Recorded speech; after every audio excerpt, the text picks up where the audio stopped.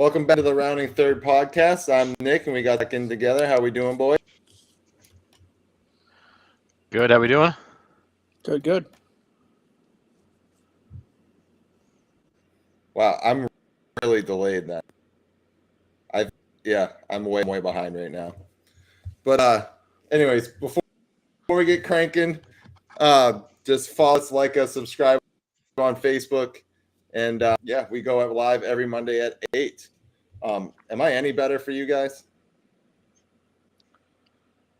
Yeah, you're good. I got you. Oh, it just feels like I'm way behind you guys. All right, leading off tonight, Ole Miss Running Rebels win the College World Series. They had that back-to-back home run in the top of the eighth, bottom of the eighth, I think, right? Yep. Yeah, bottom of the eighth.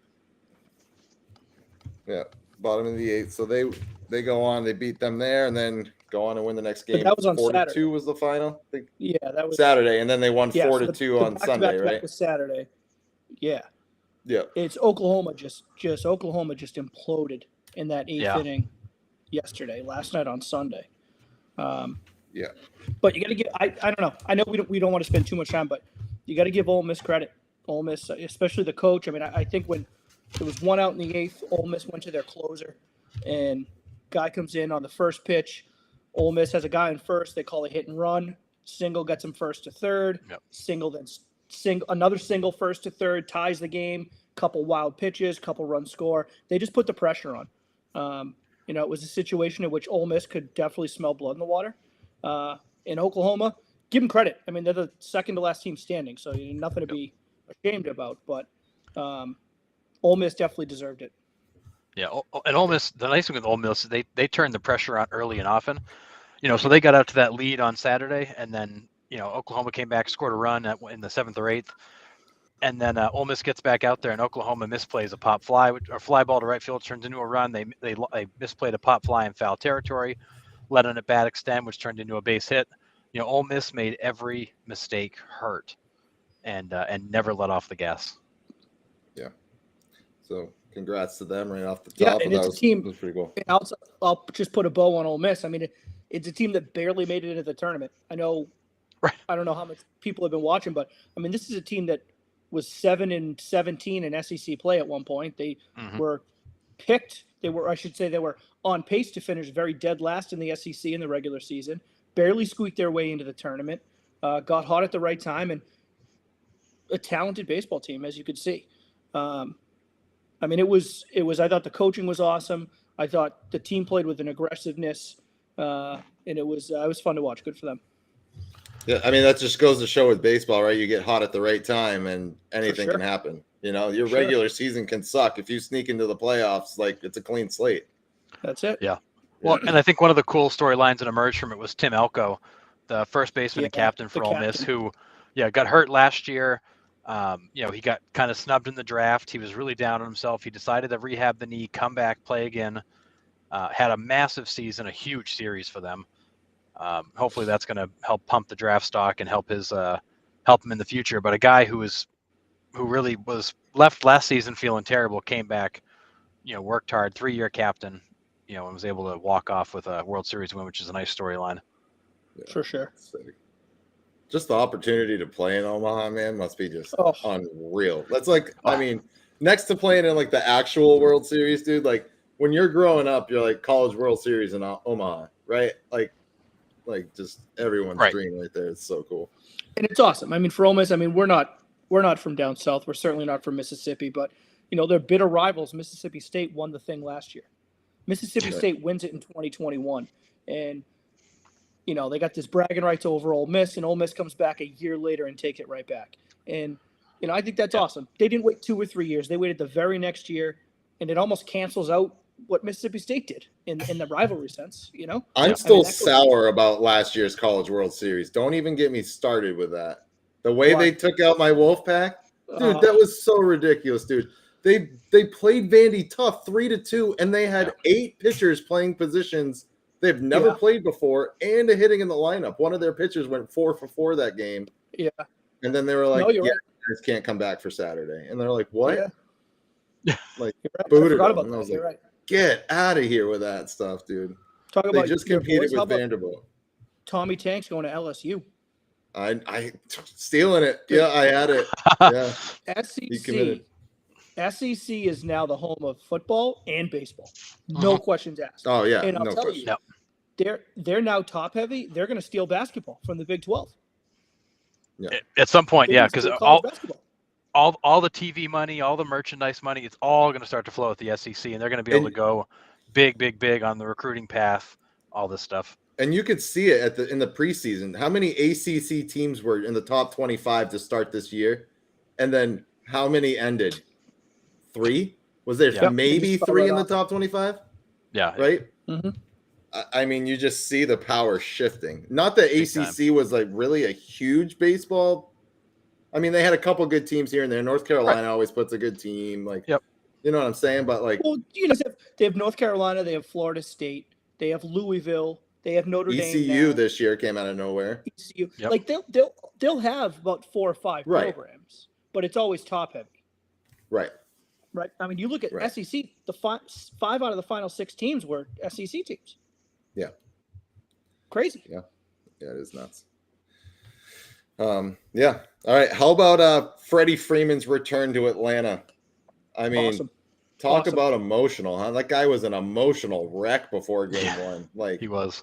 Don't blame him. The press. Oh no, but the press conferences, he just couldn't even get a word in, man. He was just. Well, and I feel like when these kinds of storylines unfold, I feel like you always do the player wrong by scheduling all this extra crap.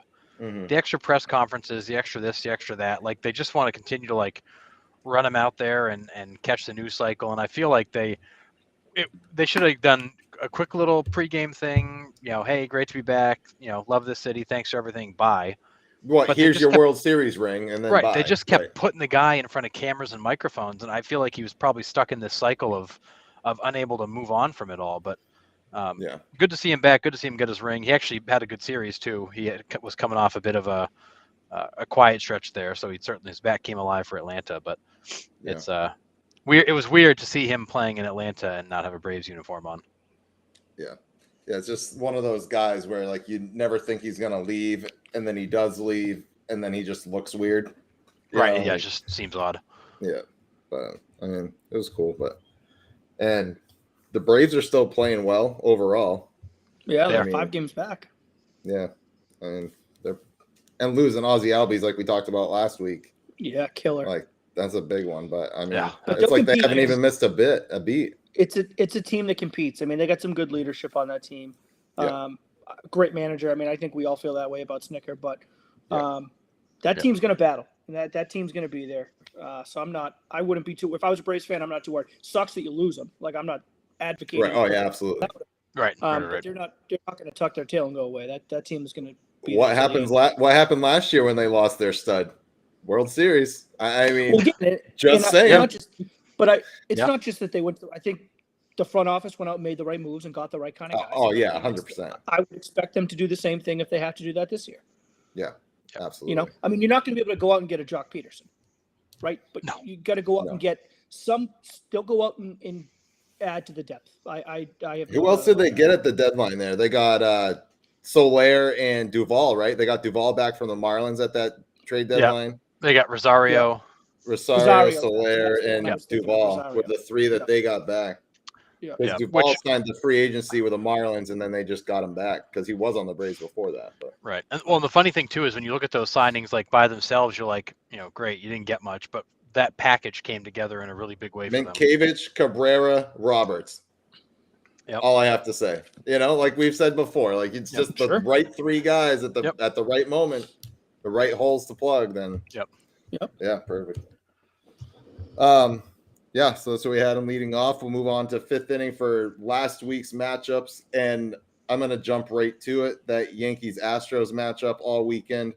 Holy crap! Okay, I mean, they end up splitting this series. How they split this series still blows my mind because the Astros had 16 1/3 no-hit ball. Yep. And the Yankees still managed to come out. And in case you didn't know, Aaron Judge is a fucking animal. He can He hit a is. little bit. Dude, He is. that guy has all of the Yankees on their back right now, and every clutch moment, like you said last week, Sean, just seems like every moment he's up, it's a huge hit, it's a huge on base, it's a huge something, and it's just not stopping. I mean, did anyone have any doubt yesterday when he got up in the 10th with the bases loaded that they were going to win? Like, did anyone No. have any doubt? I didn't know how. No. I didn't, like, they were going to win. Right. You know, like. Mm-hmm. He's unbelievable. He's unbelievable. So he signs the $19 million arbitration, right? To avoid arbitration. Right. Yep. But he's a free agent at the end of this year, correct? Yep. Yes. Yeah, this was his arbitration deal. He's a full-on free agent next year. So Mets or Giants? Red Sox. No. There's no way they won't shell out that kind of money. Holy crap. He's going to get Just Mike watch. Trout money. Okay. Oh yeah, I think he's going to get $40 million a year for sure. He's 35 to 40 million a season, no doubt. I mean, I actually think he'd be a great fit with the New York Mets because I think they're going to have some turnover on that roster next year, anyways. But I don't. If you're the Yankees, you cannot let him leave. You just can't now. Like, if he leaves after this year, I'm pretty sure the New York Yankees fans will string up Cashman in the streets. The thing with this is I don't know if Judge would go across town to the Mets. He probably wouldn't. That's a lot of pressure to just be like, hey, like, you're still in New York, but why aren't you a Yankee? Like, the you know what I mean? Dodgers Like, have that unlimited budget. Maybe he'll end up in LA. Oh, God damn. No. Could you imagine? Anywhere. Send him to the Royals. I don't care. Just not the Dodgers.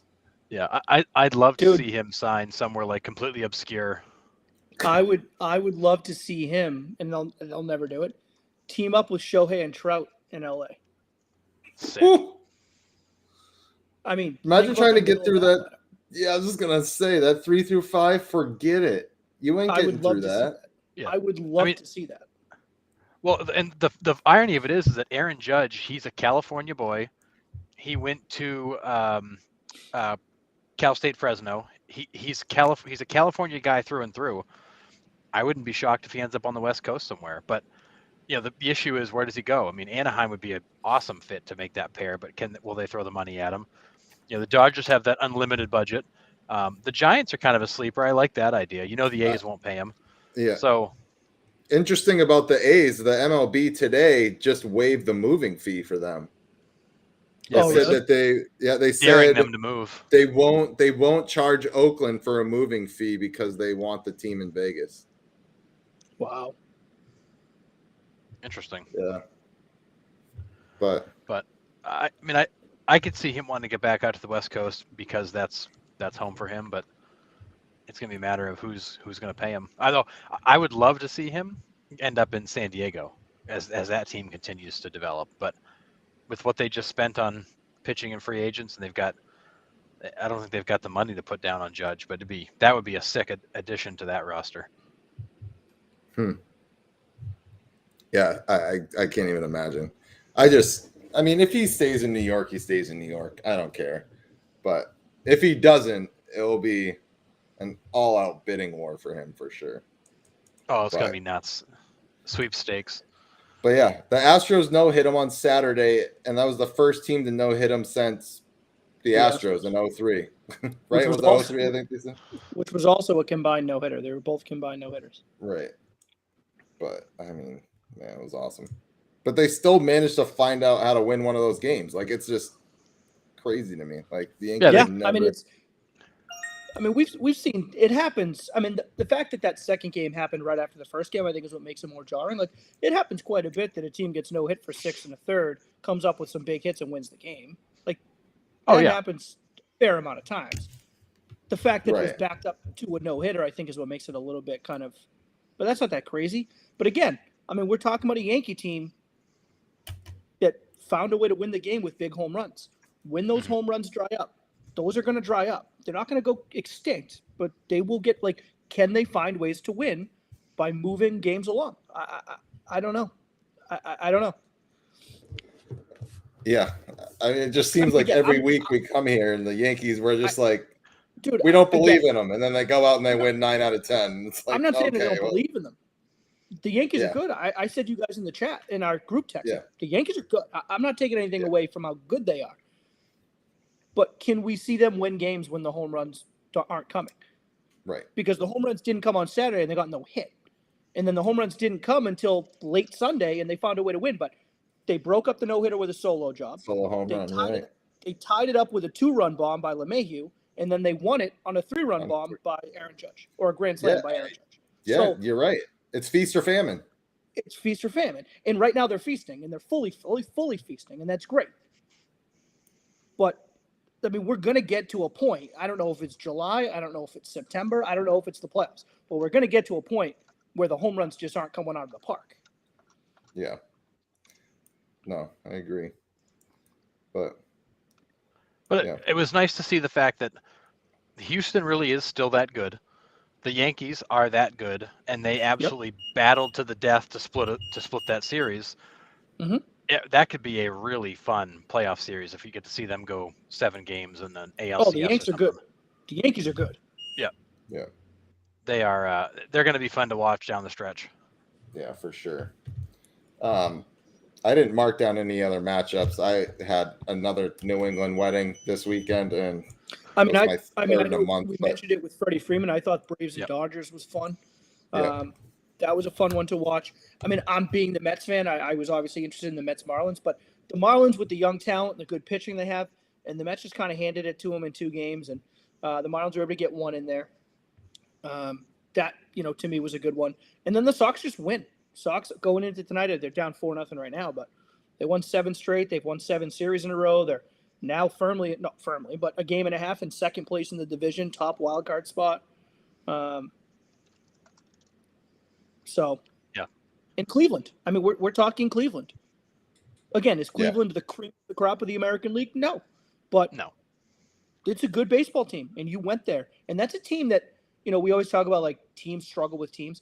Cleveland is always a team the Red Sox seemed to struggle with, regardless of how good or bad they were, regardless of where the games were played, Boston or Cleveland. We always seem to struggle with them. So to go out to Cleveland and pull off that sweep, I thought was pretty impressive. And I thought pretty handily. Oh, yeah. I mean, I don't think Cleveland was in any of those games, really. I mean, and not necessarily just the runs too, but I mean, they were almost the hit. It was almost 3-1 for hits in the whole series. Well, that's what I mean. Like, it didn't even seem like much of a fight. They just went out, took care of business, and went home. Like, it wasn't. I mean, not to downplay it, but Cleveland against teams better than 500 is horrendous. They've only played well against garbage teams in their own division, but not to totally rain on the parade. They're not a good team. But you don't get to do it. You don't get to have it both ways, Harry. Like, you don't get to spend the first half of the year being like, the Red Sox stink, and then they beat Cleveland. You're like, well, Cleveland doesn't do good against good teams. It's like either the Red Sox stink or the Red Sox are good. I think the Red Sox stink. I think they've played the softest. Good. I think they've played the softest part of their schedule in the last basically month, which this is the equalizer to the bad start, and then they'll get on another tough stretch here. I think it's in middle of July. They go back out west. They have a lot of interdivision games. Keep in mind, the Red Sox have won 7 of 21 in their own division. They are lousy against their own division. But they're doing what they have to do to stay in it. That's what I'm saying. I think the Red Sox are an okay team. They've beaten up on some really bad teams lately. Cleveland's record is a bit deceiving because they've been trash against talent. But the Red Sox have played well. But they should be playing well right now. Yeah. Yeah. And they are. We've gone through stretch where you're like, oh, they should be winning these games, and they're not. So they've definitely had that. Yeah. So I mean, it's a long season. It's an equalizer. They're going to play like crap for a while. They're going to while. It's just a matter of, can you play well more often than you play like crap? Yeah, absolutely. Any other matchups this week that were interesting? The Mariners and Angels game was the Mariners and Angels series was pretty interesting. That was later in the show. That one was awesome. A fun one. Winker gets plunked and just has some choice words. I don't know if there was history between those teams. I was going to ask, did I miss something? Because that escalated really fast. And it was Phil Nevin, a coach, that was freaking out from the Angels side. Yeah. I don't get it. Did you see Rizal Iglesias throw the whole bucket of sunflower seeds all over the field? That was awesome. And they are, awesome. Randy, just to answer, they are number one wild card, Randy, just to answer your question. Yes, they are. They're game and a half They're up. like a game and a half, yeah. Yeah. Yeah, I mean, I don't remember any history between those two prior. No, and Phil Nevin, of all people, like it wasn't even another player freak. It was Phil Nevin from the Angels side that was absolutely losing his mind at Winker. Yeah. And Phil Nevin's been retired for years. Like, I don't get where that came from. You want your first brawl as a manager, Nevin? Let's go. It was bizarre. No, like, and Randy's right. Nevin was a hothead as a player. But when Winker got hit, you could tell he was kind of like pissed about it. Looked back at the Angels pitcher, but like he wasn't ready to go after the pitcher. And then the camera panned and Scott Survey is like yelling they should toss the pitcher. Toss him out. And then the camera pans back and Winker's running at the Angels bench. It was very weird. I couldn't get a camera angle. I couldn't find one that showed like the whole thing. So there has to be an underlying. Right. Yeah, there has to be a background something. If Sturvis is already asking to toss the pitcher and it was the first hit batsman, like there's got to be something behind the scenes that we missed. Right. Right. Yeah, what is the history? Yeah. But that was, I mean, I can't remember of an actual fight like that. Like that, usually they get in the middle, they push and shove a little bit. But like that, guys were throwing haymakers. I mean, there was like 5 different fights going on. Well, and one of the Angels had one of the Mariners players like pinned against the railing of the dugout, just head blow after head. I mean, it was amazing. Just blast him on the side of the head. Did you see the camera angle that had Syndergaard in the middle of pulling someone off? He had to stop and fix his hair. Did you see that video? No, that makes so much sense, funny. Though. It was that so makes funny. So much sense. It was almost like was it the Tigers and Yankees when it got into the brawl went into the dugout? Oh, really? This was like 5 or 6 years ago, I think. It was a while ago. But I think it was like Joel Zumaya like plunked somebody. Sounds about and then they met at the third baseline and the brawl just ended up into the dugout. And oh, yeah. Like, oh, wow. It was, that one was wild. But that's where I thought that one was headed because that one was going towards the dugout. And I was like, oh, this is going to get nasty. Yeah, like I'll never forget the Armando Benitez, Tino Martinez brawl that started way back when. But like that was instant. This one was weird. Like Winker's walking away, looks back, people freak out, and then it just went insane quick. Yeah. Yeah, Randy's mentioning the Sea Dogs, Binghamton and the Sea Dogs earlier this year. That was a hell of a battle too. Dude, that guy got smoked. Yeah, that's bad. You don't usually see baseball players throwing punches, but there was a lot of them thrown. Yeah, and there, like I said, there was like 4 or 5 different scrums in that one brawl. Usually it's like 1 or 2 guys in the center. Everyone's trying to pull them off, but there was like 4 or 5 separate ones. Well, it's like when one would die off, like another one would escalate, and everybody's running that direction, and it was like they were like firefighters, like just running site to site trying to put them out. Man, it was awesome. It was wild. Yeah, I was at a wedding and watching it, and everyone's like, "What are you watching?" And I was like, baseball." Yeah, just MMA guys, crossover. Fight Club. Yeah, Fight Club. I was like, man, that was awesome. It was nuts. What was the other one I thought there was another matchup I wanted to talk about. Can't remember. But yeah. This is what I wanted to. Bryce Harper out, fractured thumb. You see that? Yeah. Hit by pitch. That one was. Well, there's been a lot of high end talent on the shelf. You got Scherzer, Walker Buehler, Bryce Harper, DeGrom. You're starting to see some. Yeah, starting to see some pretty big names drop. Yeah, that one looked weird. It was his left thumb, and he got hit like up high. Like, yeah. Well, I don't know if you guys saw the clip. Like, you could tell, you could read his lips. He looked at the pitcher and he was like, "I know you didn't do it on purpose, but fuck." Yeah. Like he's like, "I know you didn't do it on purpose, but goddamn, like the guy must have been apologizing to him." He's like, "I'm sure he was probably." It still hurts. Dude, yeah, I've been there before. Where like you're not mad at the pitcher, you're mad that you got hurt. Like that's the, right. Like it's the war. Yeah. Yeah. Dude, if you hit him in the hip, you'd been like, "Seriously, dude, whatever." But the fact that it was a finger and he broke it, and probably immediately knew it was busted too. Right. I mean, he could be like Yordan Alvarez and have a broken hand and then go out and hit 4 home runs in your next 2 games. I mean, Unreal. That guy's a freaking beast, dude. Like, he's got a broken hand and he's going out and just hitting laser beams. Do you see that one he hit in New York? Oh yeah, It didn't go any higher than 15 feet off. Oh the no, you ground. could have hung laundry on it. It was out in less than a second and a half. He hit that off his shoestrings, mind you. Yep. And it didn't get higher. Oh, they just said Bryce Harper is expected to need surgery. Oh boy. Just came in.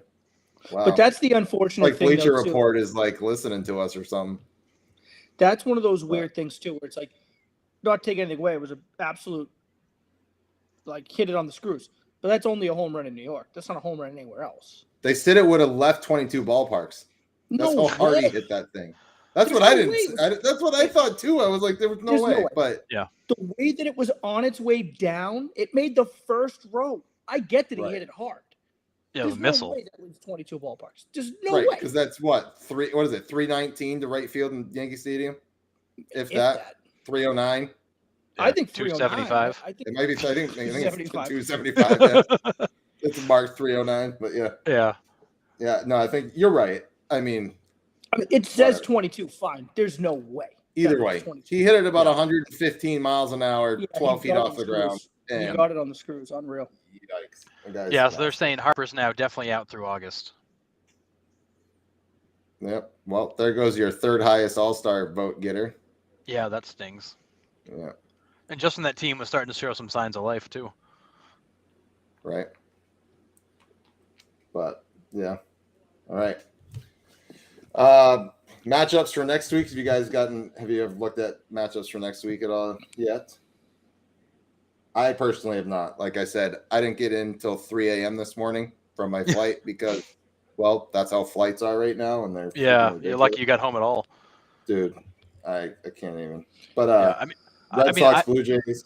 Red Sox, Blue Jays for me. I really want to see the Red Sox, play some teams in their division, some good teams, see where they really stand. I still don't believe the Sox are much better than 500. I'd like to see them blow the doors off the Blue Jays and prove me wrong that they've really come to life. But I think it's a good series for them because Toronto and Tampa are right on their heels, and they got to be able to beat them if they're gonna keep that spot. So.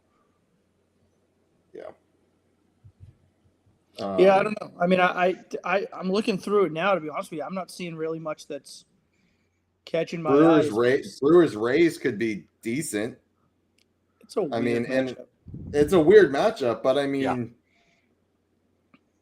watching the Sox play the Cubs this weekend will be fun because it's the Sox and the Cubs.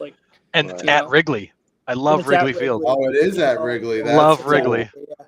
Have the Sox been there? I was just going to say, when's the last time the Sox played at Wrigley? I don't know if the Sox have played there since Interleague has started, have they? I can't remember the last time. Easy enough. Let's look it up. Let's ask Google. I can't remember. I know the Cubs have been to Fenway. I do remember that, but I don't know if it's been the other way. Yeah, you got the Rays Blue Jays this weekend too. That'll be good. Those two teams are going to battle it out for some positioning in the division. You know what matchup I'm waiting for that I haven't seen yet is my Royals and Reds matchup. Haven't seen that one yet. Can't wait for that. Oh, the Royals. They played in 2012, Nick. Sorry. So all right, so still 2012 is still. Randy's got it right there. The first year of interleague. Yeah, that's crazy. That's nuts. What was it the other day? Which team had never played in Busch Stadium until just a couple weeks ago? There was one team that had never played in St. Louis. Oh, goodness. I don't know. Oh, really? Yeah. It might have been the Rays or something like that. It was like the first trip. Oh, or the Orioles. I think the Orioles had never made a trip to the new Busch Stadium. They were the only team that hadn't been. Yeah. But which was kind of cool to think. But you've also got the Padres Dodgers this weekend in LA. Oh, yeah. That's a battle for first place. Yeah. That'll be a good one too. That's the one. Nice. Yep. Yeah, that's a good one. Yeah. So I think you've got a decent slate this week. You got a couple of series early in the week, 2 or 3 at the end of the week that are worth keeping an eye on. Yeah. Definitely. And then where the Sox have Toronto now, right, in Toronto, and then they come back on Thursday, is off, and then Friday they have the Cubs in Chicago, Then they're back home. I think Tampa. Yeah, it's Tampa. So, I mean, they got some things. I know, Harrison, you talk about it. They got some things upcoming, the Red Sox, to really prove and show us who they are. In between us playing Tampa and Toronto, they play each other. So they could beat up on each other while we're playing the Cubs. Exactly. So, I mean, there's some opportunities. There's some opportunities there for the Sox. But listen, you go up to Toronto and let's say take 2 out of 3 or even 1 out of 3. You've won 7 consecutive series. You're due to lose a series. It sucks that it's in the division. It sucks that it's against a good team. But, like, I'm not ready to, hit a panic button or anything like that. You're up in Toronto where you're shorthanded a little bit because of the whole COVID restrictions. You've got some guys that aren't vaccinated. They can't make the trip. It's all right. I think, the Rays and the Blue Jays will beat up on each other. The one thing that my concern, maybe it's not the right word, but urgency. If you don't win the Toronto series, you got to win the Tampa series. When you come back, you got to beat the Cubs, and then Tampa comes in to Boston. You got to win that Tampa series. You can't lose Toronto and then lose Tampa. So, but we'll see how it goes. I mean, we'll see how it plays out. Yeah, I think it's going to be good. This team's had a 6-week stretch here to put themselves back together. They've done a nice job of it. Now they're going to get tested again. It's going to be interesting to see now that they've got some momentum who that team really is. I mean, I think that you're going to have the Red Sox, Rays, and Blue Jays fight for second, third, and fourth for a lot of the season. So I don't think that's going to change. We're going to be talking about those 3 teams a lot. The question is are the Red Sox at the top of that list or at the bottom of that list? Right. And we're going to start to see that flush itself out. Yeah, I think that's fair. Gosman's dealing tonight right now, though. Oh, yeah, he's good. Dealing. Yeah, my biggest fall off isn't looking so good right now. He's actually doing what my biggest fall off looks great. Marcus Simeon's terrible. Oh, yeah, I picked him too, and he's been terrible. Yeah, for sure. And then and Nick, for your viewing pleasure this weekend, you got the Royals and the Tigers. Those are 2 really terrible teams. I know, but I want my 2 last place teams to duke it out for the overall worst record. Well, that's what I want. And if you're, to really get into it, you got the Royals and the Tigers this weekend. So 2 crappy teams beating up on each other. The poor Reds have the Braves. They're gonna have a tough weekend. So those 3 teams are gonna. There's going to be some. I'll get to my Reds. It ain't time for my Reds yet. Let's. All right, sorry. We'll get there. We'll get there. But, I don't want to rush it. Yeah. Right. So some good matchups this week. We'll see how that pans out. But yeah, players of the week this week. You had them, Harrison. Yeah. So players of the week. So you've got in the American League. You've got I'm going to pronounce his name wrong, but Isaac Paredes. Paredes, thank you. I want to call him Paredes. Isaac Paredes of the Rays, and you've got Freddie Freeman of the Dodgers. Freddie was my fall-off player, and I was feeling pretty good about it until last week. But the Tigers had Isaac Paredes, and the Tigers just can never seem to win a trade. That poor franchise. It's like it just doesn't matter who they trade away or who they trade. Like they can never win a trade, and I feel for them. So Sean, get this stat line for Paredes. For the week, he was 11 for 19, 5 home runs, 2 doubles, 9 RBIs, and a 2.093 OPS. Jesus. 2 points. I've never seen a 2 in front of an OPS ever. Unbelievable. That's amazing. Well, 5 of your 11 hits were dingers. That's going to get you 1,500 points right there. Absolutely. It was ridiculous. 5, and then the other 2, you had 2 doubles in the mix too. I mean, and then Freeman was 11 for 25, so he had 440. 2 homers, triple, 2 doubles, 11 RBIs, and a 1.373 OPS over 6 games. So, a more human stat line than what Paredes had.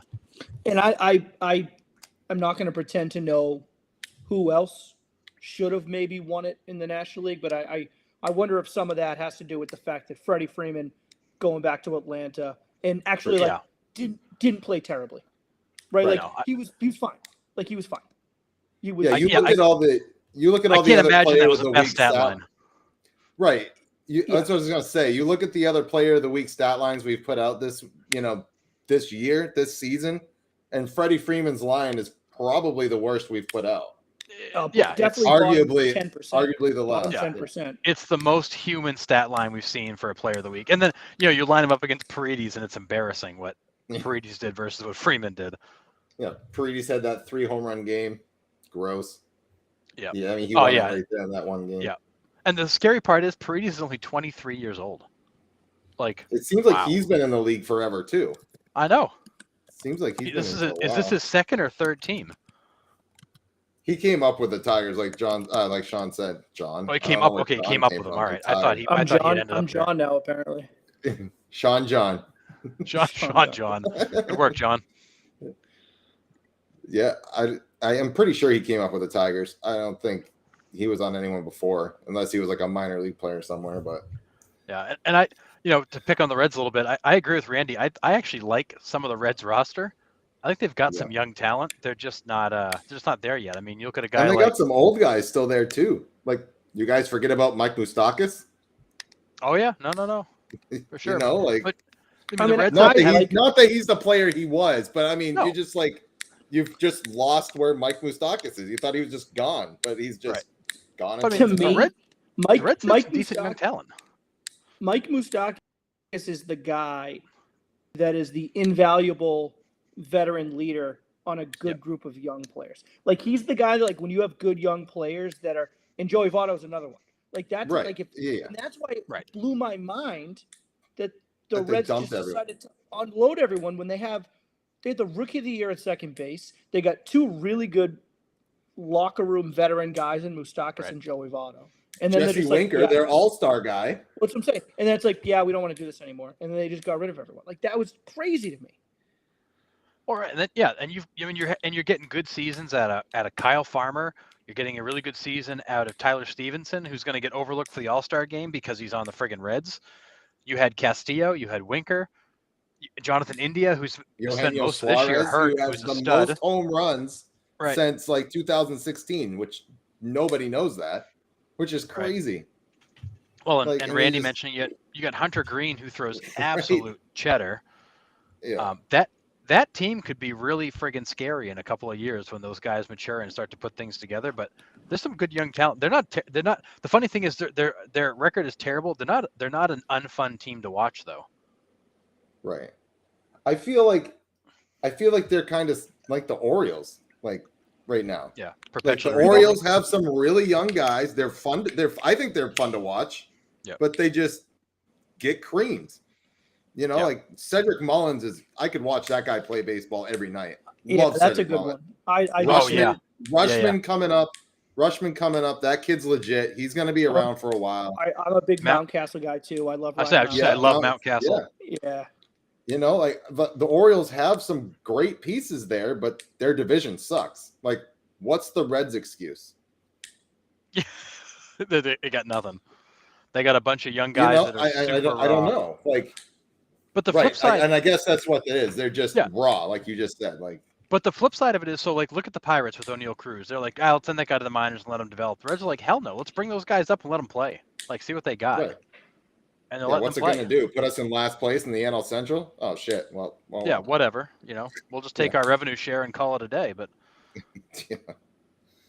yeah, absolutely. Yeah. Our rounding third question was. We didn't have any submissions for this, so this will just be kind of like a topic for us. But who are your all-star starters? Let's start in the AL. Who are you guys? Let's take behind the plate. Who are we taking? AL. He's actually from my pick. Probably he's the third highest all-star vote right now. For me, it would probably be Alejandro Kirk. He's got the third hiest vote right now. Alejandro Kirk. Yeah, that's crazy. I'm glad that he's getting don't take him. Yeah, he's like, what, 340?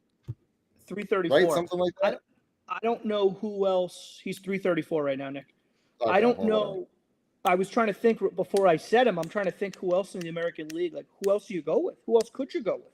So currently in second place in the voting is Trevino from the Yankees, who's at 268, 6 home runs, 21 RBIs.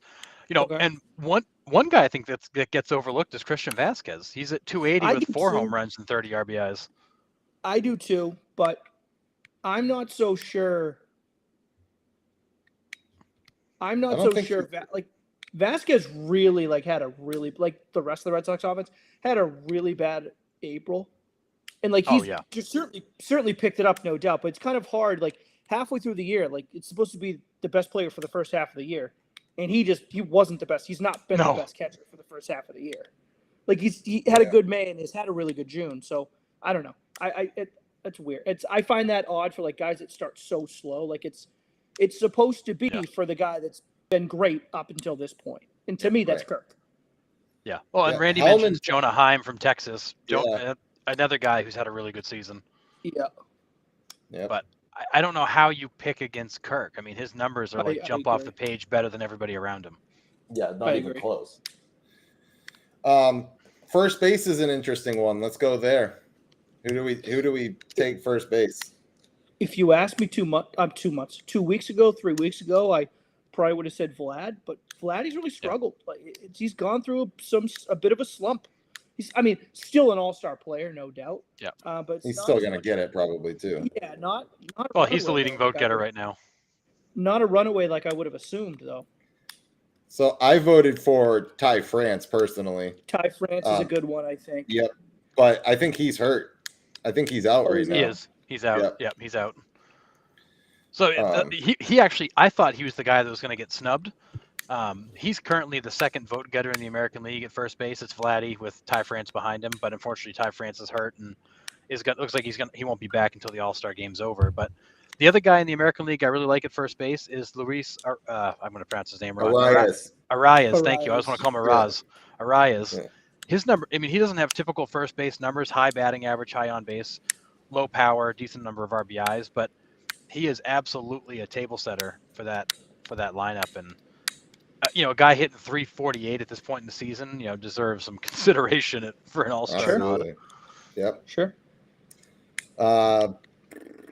Who would you take, Sean? Did you say? Well, no. I mean, I still think I'd go with Vlad. I just don't think it's a runaway like I would have said 2 or 3 weeks ago. Yeah, like I would have been like, that's a dumb question. But now it's like he's going through a slump, which everyone goes through, no question. But I still think I'd go with him. Yeah. All right. Second base. Kirk just ripped a double opposite field. I mean, the guy just hits. The guy's just a hit. He just hits. Yeah. Second base. Who do we got? I mean, Altuve has the top votes right now, and I don't. No, I think somebody else deserves that. So currently Altuve is number 1, and Santiago Espinal from the Blue Jays is number 2. I feel like Andres Jimenez is getting screwed here. I agree in a sense with Jimenez, but I mean, did you guys watch this weekend series with Ball? I mean, this guy is. I wouldn't necessarily go as far as to call him liability on defense. Can't turn a double play. 2 crucial double plays that just terribly turned it. And it was not. They were not bad throws, and it was just the footwork around the base and the quick turning is tough. Yeah. He can hit though. He can hit and he can get on base and he sets the table. And I know baseball is all about who has the best numbers, and it's not necessarily the eye test of watching the game and see who actually impacts the game on a high level. Not that he doesn't, but I don't know. No, that's fair. Espinal, I don't know. I don't watch a ton of Toronto, so like I have a hard time with Espinal. Even if Altuve, I want to see someone else there. It's been so long with him. I'm so tired of Altuve. Me too. And it's nothing against him. I feel bad saying it because like I'm just tired of it. Like I'm tired of the Altuve. Just give me someone else. Yeah. Same. Yeah. And his numbers aren't blow you away. No, they're not. Like if he was having a crazy season, then it's like, like you got to put him there. But like, he's just there because of his name, and like, who else are you going to choose from the American League at second base? Well, it's hard because Altuve's number is 275, 15, and 26. He's a leadoff guy. Most of those home runs are going to be solo shots. 895 OPS. I mean, he's offensively. There's nobody else really around him. I mean, you got Story with the 11 and 11 home runs, 50 RBIs. His OPS is over 100 points lower, and he's hitting 226. All right. You got a bunch of guys hitting low 200s.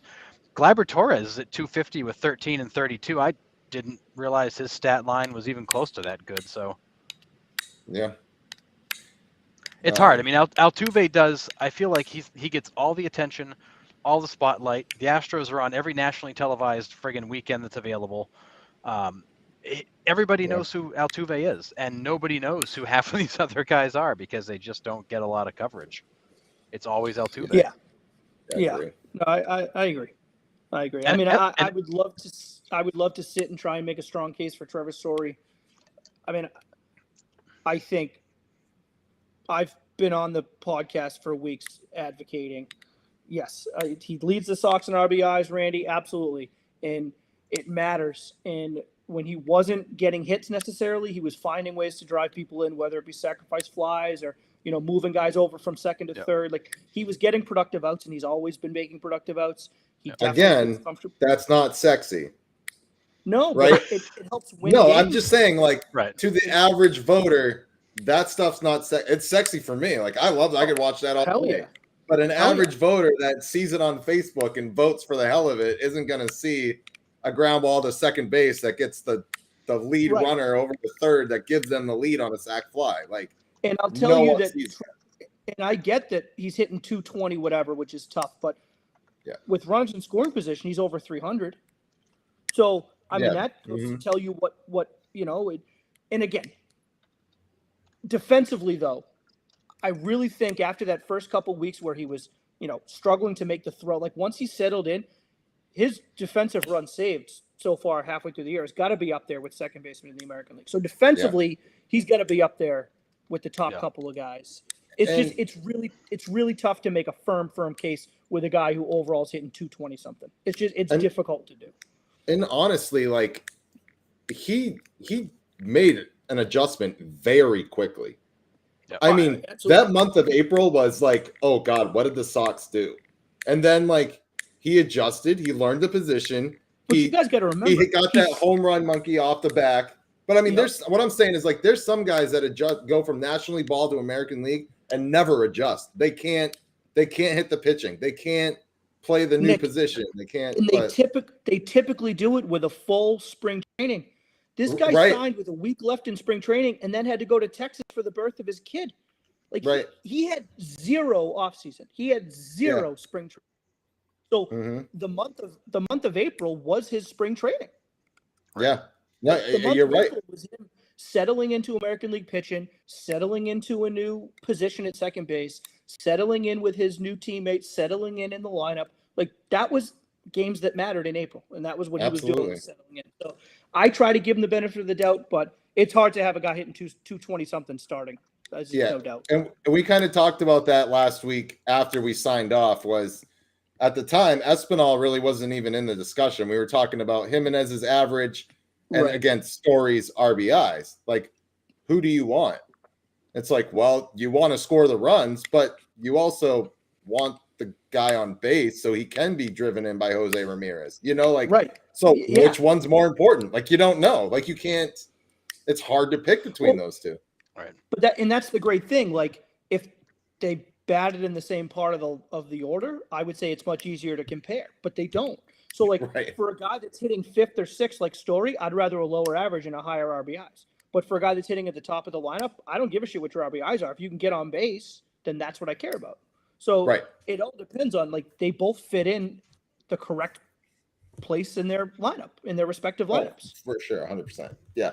But I mean, it was just a fun discussion to have with you guys, off the pod and just being like, no, like, I'd take RBIs. It's like, well, I'd take average. But I mean, I guess that's the beauty of it, I guess, is like to see like what's more important. Right. So what's interesting with Story is in month of April, he hit 224, no home runs, 5 RBIs. Month of May, he hit 218, 9 home runs, 32 RBIs. June so far, he's hit 239, 2 home runs, and 13 RBIs. So I mean, even his hottest month with 9 home runs, 32 RBIs, he still only hit 218, and struck out 39 times and 101 at bats. So I mean, basically, I mean, it's been a home run or an RBI hit of some variety, which is super important. But his average-wise, he's been pretty consistent all year. He just hasn't hit for a high average. But when you look at his home-away splits and when he's in Colorado, His away average Right. was he's a 237 road hitter in his career outside of Colorado. This is exactly what he was expected to be, I think. Is a guy who's going to hit for a 225 to 240 average and throw in some bombs and some RBIs, and that's what you got. Yeah. I mean, yeah. But honestly, for Trevor Story, I think offensively, I'm not necessarily surprised with where he's at. Defensively, April was scary. Like, I was really nervous about him as an everyday second baseman, but he has really picked it up and improved, and is in the argument to Sean's point about being one of the better second basemen in baseball now, because he is super athletic and he's made the adjustments. Yeah. And he finally looks comfortable out there. Like he's turning a more fluid double play. He's got better range. His positioning is better. His footwork is better. He was scary in April. He was a bit of a butcher out there. Yeah. But he's made the adjustments and he looks really, really good. See, Randy, this comment right here doesn't really help us. Like, who would you want in a pinch hit situation? It's like, well, is there a runner in scoring position? Is there nobody on base? Like, if there's nobody on base, I'm taking my average guy. If there's a runner on second, I'm taking Story. So you got to give me a little bit more than just like a pinch hit situation. I guess you would, I'd need to know, like, is there a guy in scoring position? Is there a guy statistically? How much are you down by? Are you down by one? Yeah, there's so there much. 2 outs? Do you have a righty on the mound, or is there a lefty on the mound? Like, There's so much. A lot of different things. Yeah. And sure. Statistically, I get Randy's point though. Like, overall, yeah. Yeah, I mean, and Trevor Story is on pace for like 185 strikeouts. That does not project as a pinch hitter type. Yeah, I would take the average guy, honestly, probably. Right. But at the same time, he has had some big hits for this team. I mean, that home run he hit the other night was, he was the majority of the offense. And they needed a big hit, and he came up with it. So, in his defense, he has had some big hits for this team. But do you guys, just real quick, just to, because we were talking road home splits, you know what Xander's? I mean, I think we would all say Xander's a really good hitter, an upper level hitter in this league. You know what Xander's home road split is? You know what his career road batting average is away from Fenway? 687. Probably 250. No, a little higher, 270. Yeah, 270. I think the point I'm simply trying to make is everybody's a better home hitter than a road hitter when you spend a chunk of your career in one place. Like, if you spend every year at a different team, then like that's a wash. But like Trevor Story is a better hitter in Colorado. Well, of course he is. That's his home stadium. Yep. That's where he spent most of his time. He practiced there and all that. Like, and I would say Xander is a better hitter than a 270 hitter. His career at home is 313. I just think the strikeouts, I think, are up more than the average for his career for Trevor Story. I think they'll come back down. The strikeouts, even when he's driving in the runs and hitting the home runs, and I've said on the show to you guys, like, the strikeouts are frustrating. Like, he was 0 for first 2 at bats today, 0 for 2 with 2 strikeouts, both swinging at bad pitches. It's like, dude, like, this is frustrating.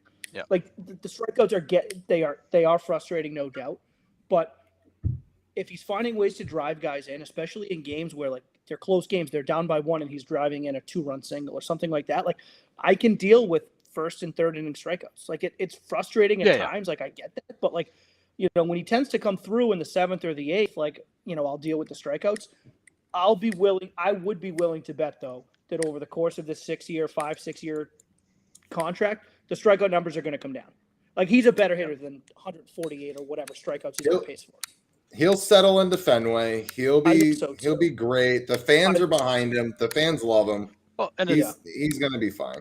Interesting stat for Story before we move on. With the bases empty this year, he's hitting 221. With men on base, he's hitting 232. And in scoring position, he's hitting 306. Yeah. As the moment goes, he is a better hitter. But you wonder why. Yeah. Like, what is different in his approach with men in scoring position that he's not doing? He focuses that much harder. Yeah. Right. Less of a free swinger, maybe. Maybe trying to do too much with the bases empty. But maybe. I don't know. I always look at him, regardless of where he is in the lineup and who's on. Like, I always look at him as kind of a free swinger. Well, what else could be interesting? He might see the ball better out of a pitcher in the stretch than a pitcher in the windup. Certainly could be a thing. Absolutely could be a thing. I don't know. I wonder if it's just there's just some guys that kind of, have that they David need to Ortiz pucker- factor. they need it puckered up a little bit. Like they need the moment to matter. Like they need it to be important. I don't know. And that's a terrible answer because I have no idea if it's true. But like we might be overthinking it. This just might be a guy who when there's guys on base and it matters, he finds a way to put the bat on the ball. And I don't know. So to bring it back around, we're taking Altuve at second. Yeah. Yeah. Okay. I mean, I think unfortunately he's kind of the guy you have to go with. Yeah, sucks. All right, this one's a close race here. Third base. It's Are we taking? third base. Third. Are we taking Devers or Ramirez? I mean, Devers was my AL MVP pick, so I'm sticking with him. He's done nothing to prove me wrong. Yeah, I'm leaning that way too. It was hard because Ramirez had that month of April that was ridiculous. Yes. Yeah, I mean, but you've got a man that's got 90 something hits, and it's not even July. It's not even July. He's got over 90 hits. That's only separated by 16,000 votes, by the way. That's a close race. It's close. I mean, it should be. It should be. I mean, you can make a clear argument for either guy. I mean, you really can. They're both going to make it because third place isn't even close. So they're both going to make the All-Star. It's just going to see who starts and who doesn't. I mean, I would go with Devers because I feel like he's had a slightly bigger impact. It's a better team. For sure. He does have a shit ton of hits. Ramirez has got way more RBIs. 96. Yeah, he's got 20 more hits than Jose Ramirez in the same number. 96 hits, boys. It's not even July. Yeah, he's on pace for I did the math the other day. He's on pace for 236 hits. I think I said. That is sickening. I mean, Ramirez has got 50% more RBIs, the same number of home runs. He's hitting 30 points lower. So I mean, you can make a case for either guy. I think I think you have to take Devers because I think Ramirez is better defensively, but I don't think for an All-Star game that matters. Not by much. Devers is improved. Sure by how much? No, but I agree with you, Harrison. But I agree. Devers' defensive stats, he's still an average third baseman. He's in the middle of the pack. He's not at the bottom like he used to be. He's not a defensive liability. No, he's gotten better. He's holding his own at third base. And his offense more than makes up for his average defense. And realistically, Devers won't be a third baseman for long anyways. I mean, they'll move him out of third base. You are correct. But I think, he's held his own. Similar to Story, I think Story's made a bigger transformation. Over the last year or two, Devers has made strides to get better. Is he ever going to be a great third baseman? No, he's never going to be a great third baseman. But he's not going to hurt you, and he's going to more than make up for it with his bat, so you live with it. Yeah. Yeah, you just move him to short when Bogarts moves on next year. Anyways. Oh, that'd be a hell of an adventure over there. Wow. Right. All right, shortstop. This one's actually a really tight one too. Bo Bichette, Tim Anderson, and Bogarts. Yeah, 585 for Bichette. Yeah, Bichette. I'll just call him Bichette, I guess. Yeah, Bichette. And then Anderson's got 528 and Bogarts has got 525. Yeah. The Blue Jays fans are coming out hard in voting this year, apparently. Or everybody's a bandwagon Blue Jays fan. I don't know, but they could have the whole starting infield at this rate. Bichette's got the name, man. Like I said, casual baseball fans get on, they vote, they see Bichette, they know he's a legacy player, they're gonna vote for him. That's. I mean, and his numbers aren't bad. I mean, but when you look offensively, Tim Anderson and Xander Bogaerts are, statistically, except for home runs, are even or ahead of Bichette everywhere. You could even argue Correa is ahead of him. So I think the Blue Jays fans are out in full force voting. But this one's an interesting one because you've got a lot of guys that really should get some consideration. You got Jeremy Pena's having a hell of a season.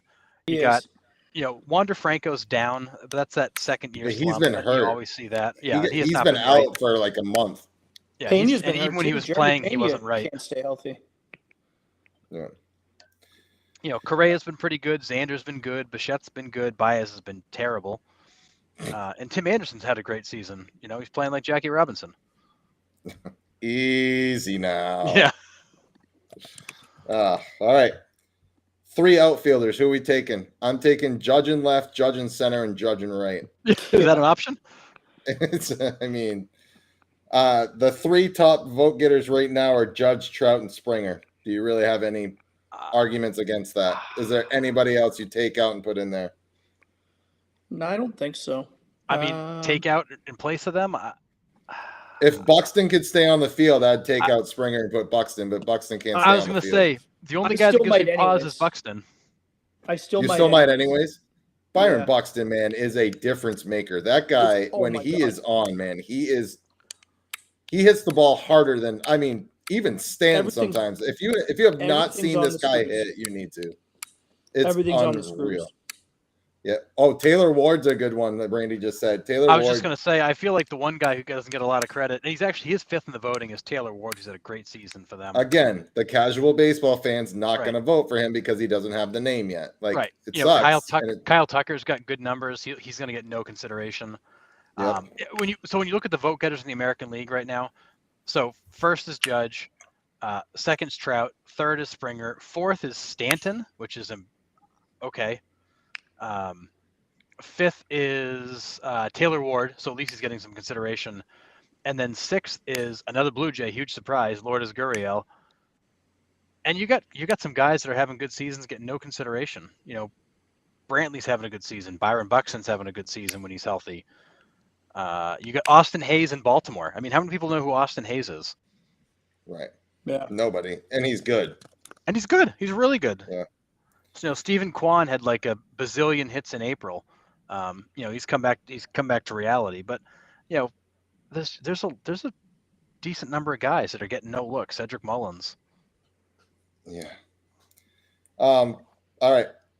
So, I mean, we taking the top three then, Judge, Trout, Springer. I mean, I don't know how you don't. Yeah. I don't know. I mean, if Springer is getting enough consideration, I mean, he's played 64 games. He's got 273 plate appearances. Byron Buxton has played 54 games and 228. So it's not that much of a difference. It's like a 40, mid 40s, high 40s difference in plate appearances, which, you know, is a little bit less, no doubt. Yep. But it's not like he's got half the plate appearances. He's Right. got 19 home runs. He's hitting a little bit, you know, 240 is what I saw. Hold on. No, Siri, I'm not talking to you. 235, 19, and 35 Okay. with a 19 and 900 35. OPS. I mean, it's less plate appearances, but you give me those two guys, I'm taking Buxton over Springer 99 out of 100 times. I don't even think like his 245 doesn't even, or whatever he's hitting. I don't even think like all his outs are loud or Yes, like dude. rockets. Yes. Like you don't see a little trickler off the end of the bat or get No. jammed inside. Like Right. these things are like rockets to the third baseman or like Yep. an absolute blind shot and the center fielder doesn't move. You know what I mean? Like those are Yep. his outs. Like And he's a damn good defensive outfielder, and he's a weapon on the bases. The guy he can run. runs He's a got a million gold glove miles to an his hour. name. He what? I said he's got a gold glove to his name. He's no joke yeah. in the outfield. Yeah, he doesn't even need a left or right fielder. He can track everything. The guy's crazy fast. Animals. All right. DH, who we taking? Alvarez or Ohtani? Oh, I'm Alvarez 100%. Alvarez got to be. Yeah, it's not even- Ohtani's It going to has get it to because he's be. Ohtani, but I think it's Right. got to be Alvarez. Alvarez I mean, has it by 300,000 votes. Yeah, he's got it by a good. lot. But his- Ohtani's going to make it as a pitcher, but If Yeah. if Aaron Judge wasn't having the season he's having, the whole world's talking about Jordan Alvarez. It's not even close. yeah. Yeah, probably. Dude, 312, that guy 22, is and unreal. 54. Yeah, dude. Talk about Judge him. is 293, 28, and 56. I mean, Yeah. you could even argue that Alvarez's season is as good, if not a hair better, Yeah, it's insane. but Well, nobody's talking yeah, about him. I mean, it's Judge again. It's baseball. So there's. I love everything about baseball, and I love how you can look at. But it's more than just what the numbers are. Judge has been so clutch. Judge has been the guy, and the numbers Oh, yeah. alone are great. But it's like when it matters, I don't think he's gotten out. Like no. he'll get a big hit, a home run, or he'll walk. Like he Yeah. just doesn't make an out when it matters. And it's like that's the guy you look at and like, yes, you add it to the numbers. You don't just like you can't just look at the numbers like, oh, Judge's having a great year. Like you watch these games, it's like this Yeah. guy is on a different level than everybody else. You And I know look at 3 or whatever, but yeah. he's on a different level than everyone else. You look at Aaron Judge the year he hit 50 something home runs, right? And that next year everybody came back and learned how to pitch him, right? and he was swinging, he was flailing, he just was not the same hitter. Now he's come back and he is more than a home run hitter. He's adjusted, right? Right, exactly. You know what I mean? Like he has learned the strike zone. He's learned how to hit at the opposite field. And if there's any field in the major leagues to learn how to hit at opposite field, it's Yankee Stadium. I mean, yeah, he's become more of a complete hitter than. I mean, you tell me 2 years ago that he's going to hit like this, I'd be like, no. He had that 150 home run season, and I wouldn't see it. But man, the guy's been unreal. Yeah, so what's interesting with Alvarez, kind of a cool stat, is he's second in the league in exit velocity. It's Stanton, Alvarez, Judge. Wow. Yeah. Well, I mean, the guy hits rockets. Yeah, so Stanton leads. Stanton's average exit velo is 96. Alvarez is 95.9. Judge is 95.7. But you look at Stanton's whatever. I mean, like Stanton's one, you roll your eyes, you accept it because it's like the guy's going to hit 206 and he's going to walk into a few of those every once in a while. And it's like, whatever, fine. Like you just hope it's not against your team, but it's going to happen every once in a while. So it's whatever. Yeah. Like you just kind of fluff him off. Like whatever. Yeah. It's Judge and Alvarez are the two best hitters in the American League. Yeah, no doubt. Yeah. And it's, to Randy's point, Judge is is a really good outfielder. Alvarez is a DH. Yeah. I mean, there's they moved Judge to center. He's not even playing right anymore. I know. You want to argue full time. Yeah, you want to argue MVP. That's a big kind of notch in Judge's side is the fact he is a good defensive outfielder with a cannon, and he's he's massive out there. I mean, good God. He's not the best Yankees outfielder. They do have Joey Gallo. He does. Joey Gallo, Gold Glove winner. I saw a real thing real quick. I wouldn't be shocked if he gets waived in the next couple of days because that 17 point something $1 million contract is reduced to like $4.5 million if they waive him before the 29th of June. And there's zero interest in him across the league. Zero. Right. So I wouldn't be surprised if they do that to save themselves some money. I mean, when they picked up Matt Carpenter off the bench, off his couch, I should say. The last I read, the Yankees were basically offering to give him away, and there were people that were like, "Nah, we're good." It's kind of like Kyrie Irving in the NBA, but we won't go there. Right. Anyways, but he's coming back to the Nets. Go Nets! Woo. Because it's a player opt-in. The Nets don't even want him, but it's just a player opt-in. That was like a big headline from ESPN that he opted in. It's like, well, no kidding, because who's going to sign him? 1,000%. Yeah. To Randy. And in the whole DH conversation. Cabrera and Pujols should absolutely be coaches. 1,000%. Coaches' decisions. They should be in the All-Star game this year, no doubt. 100%. I think we said it last week on the show. Those two should get in the All-Star game just because it might be their last. Yep, absolutely. All right, let's run through the. Oh, and what's interesting, last thing on the DH is that nobody once in this conversation mentioned JD Martinez.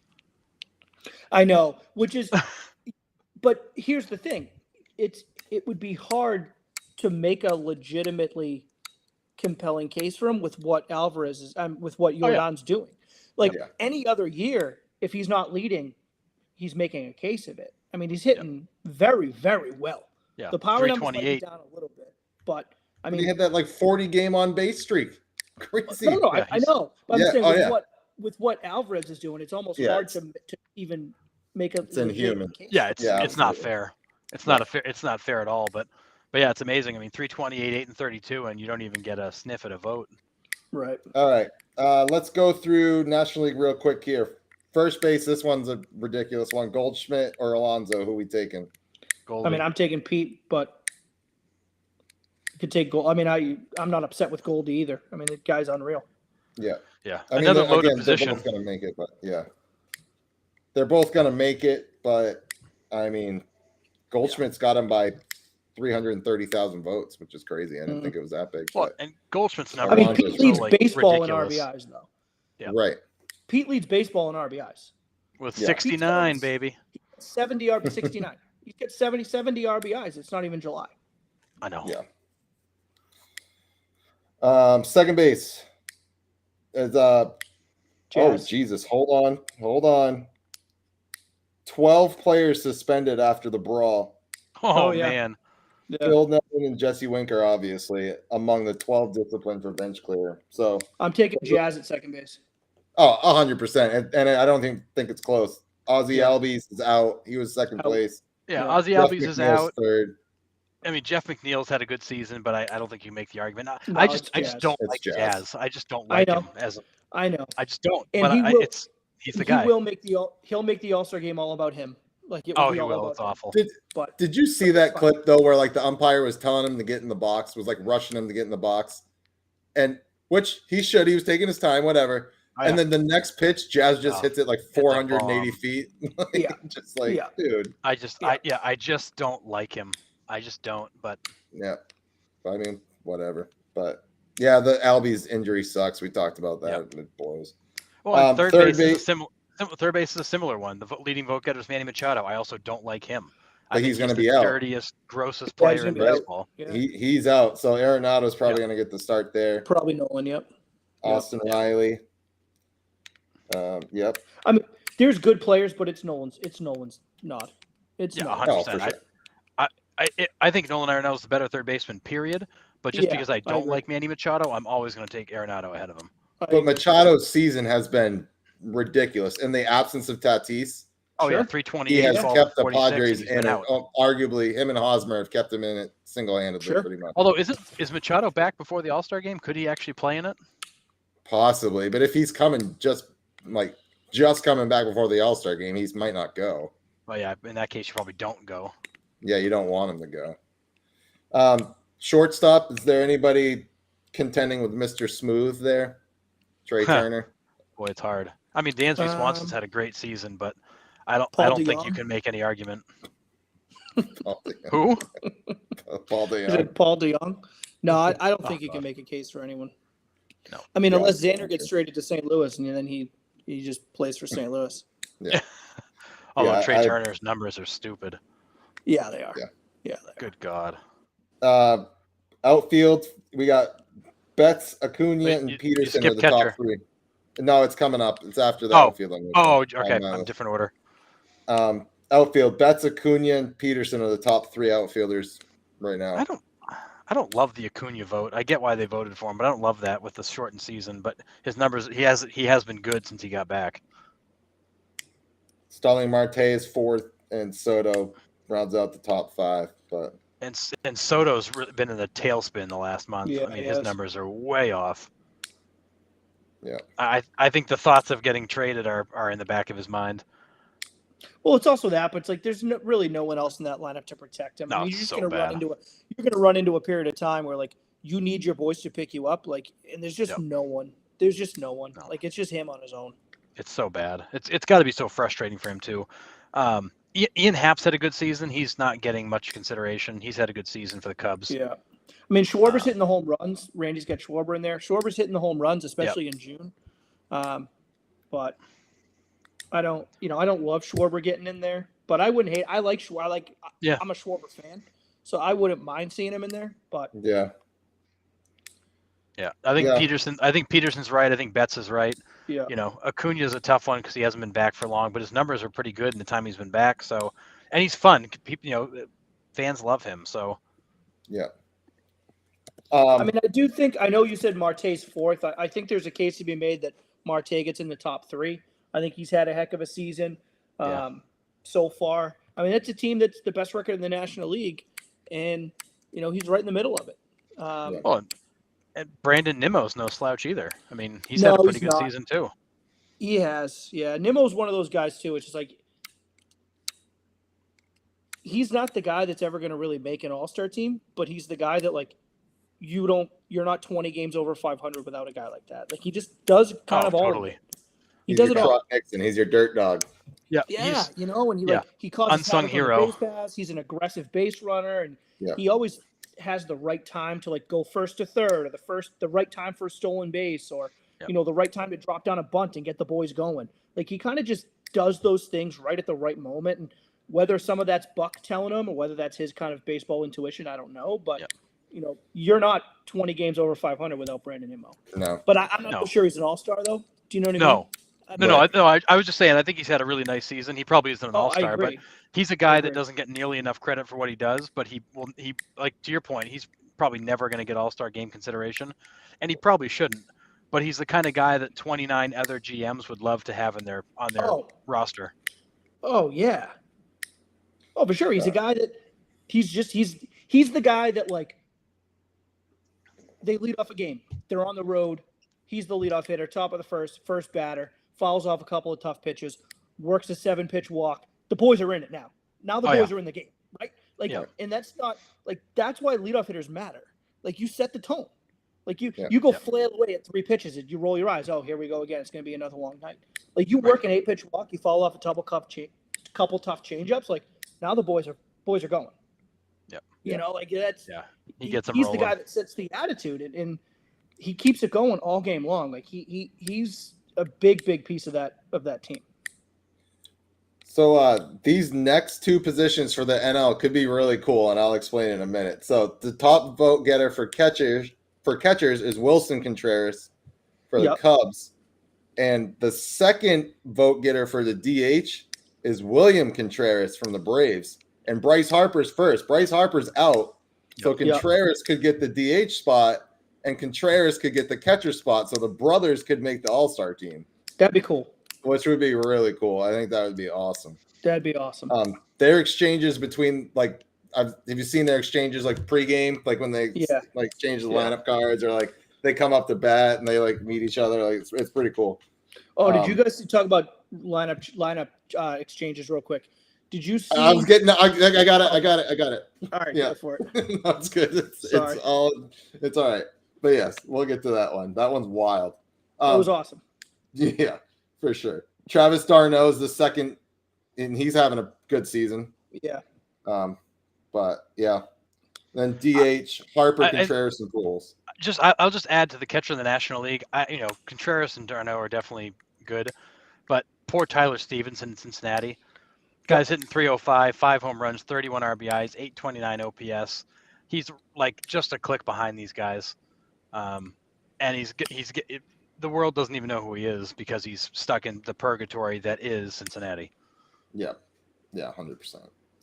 Stinks, but yeah, I mean, and then just to round it out, like Randy said, like I really hope that Pujols and Yadi both make the team. I hope the coaches get together and be like, listen, these 2 guys need to come. You know, well, I think that's the right thing to do. Miguel Cabrera, Yadi Molina, and Albert Pujols need to be there, even if they're just like stick them on the bench and they don't play kind of guys. They at least need to be there, and it'd be awesome to see those guys like all in the field in the 9th inning of that game to get a send off. You know, maybe you put them in for an out or 2, then pull them off so they get a standing ovation. But you got to take the opportunity to honor these guys who are absolute baseball legends. Oh, for sure. Like the Cal Ripken treatment, you know, like exactly. You know, that's so cool. You know, send Yadi out there to catch the 9th, you know, or catch the 8th and pull him in the 9th so he can walk off the field and get a standing O, something. Right. Absolutely agree. All those guys. All right, we'll head home here. There's a lot of news to cover here real quick. We did get some of it chopped off in the show, so that's good. My Cincinnati Reds are 25-47, like I said earlier, so they are the worst team still. Love that. Carlos Santana from the Kansas City Royals got traded to the Mariners today. Mm-hmm. Does that help the helps the Mariners, but does that do anything for the Mariners? Does that? I mean, Santana wasn't doing much in Kansas City this year. No, it's. But you never. I mean, listen, these guys are change of scenery. They're major league pitchers. They're major league pitchers. Yeah. You know, sometimes they just need a change of scenery. Maybe he worked with that pitching coach in the minor leagues and they have a really good rapport, and maybe he can revitalize. And you know, I mean, who knows? It's so hard to tell, and I know that's kind of like a middleman Dan answer, which isn't great, but I mean, we'll see. We'll see. I think he's a talented pitcher. I think he was kind of wasting away in Kansas City. I know he's had a tough year. I wouldn't be surprised if he kind of revitalizes a little bit and has himself a good first 3 or 4 outings there in Seattle. But we'll see. Yeah, I mean, he's got good protection in the lineup around him. So, this is the Seattle Mariners rearranging the deck furniture on the Titanic. Pitching coach? I meant hitting coach. I've had a few beers. Sorry, go ahead. Okay. I'll say this is the Seattle Mariners rearranging the deck furniture on the Titanic. It might look great, but it ain't going to do a thing. Yeah, in that sense, yeah. But who knows? I mean, it might revitalize this guy a little bit. Oh no, and I think I don't hate the move. I think it's a low risk move. Bring him in, see what he's really got, get him in a different environment. I actually think it's a smart move for the Mariners. it's going to make little to no impact this year. That team is a mess, and I can't figure out why. They should not be as bad as they are. Julio Rodriguez, baby. AL Roy, for sure. Yeah. You had a team that last year was right in the thick of it, right down to the wire. Maybe one of the last teams out for the wild card. Manager of the year. They're bringing up this Julio. I picked them for the playoffs. Yeah. I had them as a playoff team. They get the same record as the Baltimore Orioles, for crying out loud. Right. That What team's is a happening? mess. Scott Service Manager of the Year right now. He can't seem to make a move that makes sense. Like he can't. And they acquired three All-Stars in the offseason. Right. You loaded that team up to play you got worse. Robbie Ray, Jesse Winker, and Eugenio Suarez, and you got the rookie stud come up. You got 4 new additions. Right. And they're worse. How does that even make sense? And Ty France is playing his ass off. I know, it makes no worse sense. It's not just they're just playing bad baseball. Yeah. It's not good. They're just not playing good baseball. Is the rest of their staff just that bad? Is their pitching staff just I don't know. I don't have any answer, but no, their pitching actually. The hard part is statistically they're not terrible. They're just super mediocre everywhere. The hardest hits they got all weekend were in the brawl. They're not squaring balls up. The power's down. They're hitting, but they're not. It's the weirdest thing. Statistically, they're not terrible, but they're just not good either. They're just stuck in this rut of mediocrity where they just can't quite put it all together. Yeah. To give you exactly how I think you kind of nailed it, Harrison. They're just kind of mediocre and middle at whatever. Yep. We are 74 games into the season. Their expected win-loss ratio is 37 and 37. So they should be 500. Their run differential is -1. They essentially they've scored as many runs as they've given up. They should have 37 wins and 37 losses. I don't understand. Yeah, everything's right there. Everything's in the middle. Dead nut middle. They shouldn't be this bad record-wise. They shouldn't be. But Robbie Ray goes out and he dominates, and then the next day he goes out and he just farts all over the field. He just it's just unreal. They are the vanilla of baseball teams. There's bland as can be. It's crazy. If only Stacy could hear us now. Oh yeah, I know. You got a voodoo doll getting stabbed somewhere, Nick. Not just me shitting all over the Orioles. For the record, just while we're talking about Seattle, the Seattle Mariners organization does not get enough shit for a team that has done absolutely nothing since 2001. They just they skate under the radar. The poor Buffalo Bills. Yeah. The Buffalo Bills would get dragged through the mud year in and year out. Oh, they haven't done this since 1998 or whatever the hell, right? And it would be the Bills are cursed. The Bills are cursed. The Bills are cursed. It's okay, Seattle won 100 and something games that year, and they haven't sniffed the playoffs since. And they just skate under the radar. Yeah. They should get a lot of shit for going 21 years without being relevant in their sport. Yeah. 100%. It's true. It's crazy. The track record is horrendous. But it's one of those things where it's the world's become indifferent to the Seattle Mariners. We just expect that they won't win. And for quite a while there, they were in a division with only 4 teams. Mm-hmm. Right. And 2 of them were awful. They only had 3 other teams to worry about, and they still couldn't even sniff the playoffs. I think it's a product of being in the Pacific Northwest. Nobody gives a shit because they're on the West Coast. No one watches them. You know what I mean? I think that's part of it. It's not all of it, but it's part of it. They're just kind of I think it's forgotten. A decent part of it. Yeah, I think it's probably a good market. It is a good market, but it's like the Vancouver Canucks in hockey. I forgot they're there. I will just say I think the Seattle part is a huge part of it. But I'm now going to go on record officially on a recorded podcast and say that I'm going to be personally responsible for bringing it back that we shit on the Seattle Mariners, because it is outrageous that for 21 years they have been just a doormat in Major League Baseball, and no one talks about it. And they arguably had the best team in history, one of the best teams in history, and they didn't do anything with it. And nothing. not just didn't do anything with it. They just like within like 2 years got rid of all of them. Like just all Right. of them. Yeah. Oh my God, crazy. MLB is now allowing teams to sell CBD sponsorships. I don't know if you saw that. Oh no. Yep. Oh, God, so no, I didn't MLB see is that. allowing teams to sell CBD sponsorships. So Yeah, and to the last point, to Randy's point here about the Mariners, there was nothing more frustrating than the fact that loaded team didn't win anything. Like right. that's where I always thought Lou Piniella was such a good manager. Then you loaded the roster and they didn't win anything, and it left me wondering, the hell's the problem out there? But it's baseball. It's baseball. You don't just because you have a good like, don't blow it up the next year. They just Right. blow it up. It's like you still have really good players, and a lot of them are young. The A-Rod was really young. Griffey was young, still in his prime. Like you have like 8-9 years of prime left in these guys. They just got rid of it because like they didn't win it the 1 year that they had the most wins in baseball.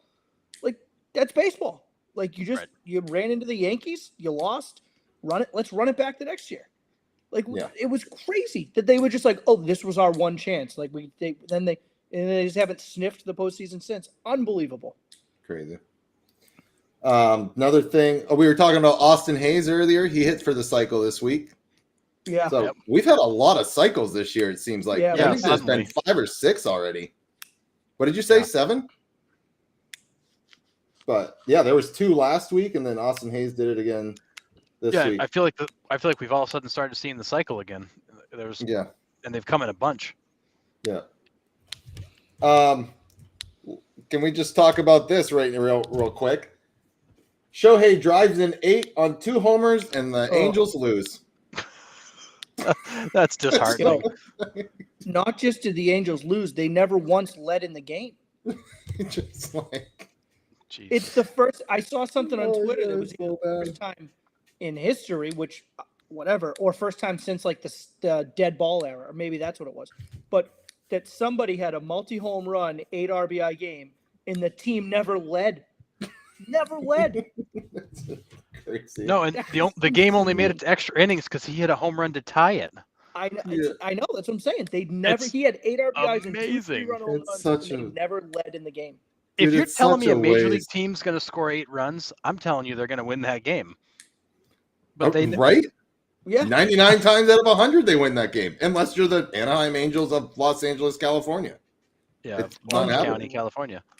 But Shohei is the first player to hit a multi-home run game and then turn around the next day and strike out 13. Yeah, that was awesome too. I mean that's pretty good. Oh, and they lost. Mm-hmm. No, they actually won that game, I think. But it's just like we've talked about this. It's like kicking a dead horse. But having Shohei and Trout on the same team, and the team is brutal, is not good for the MLB. They started off so well. They were my wild card pick. Yeah. And they have just absolutely fallen apart. They've gone back to doing Angels stuff, and then losing Rendon, who's having a decent season. We talk about the Mets doing Mets things. Well, Jesus, apparently the Angels are doing Mets things because they just can't.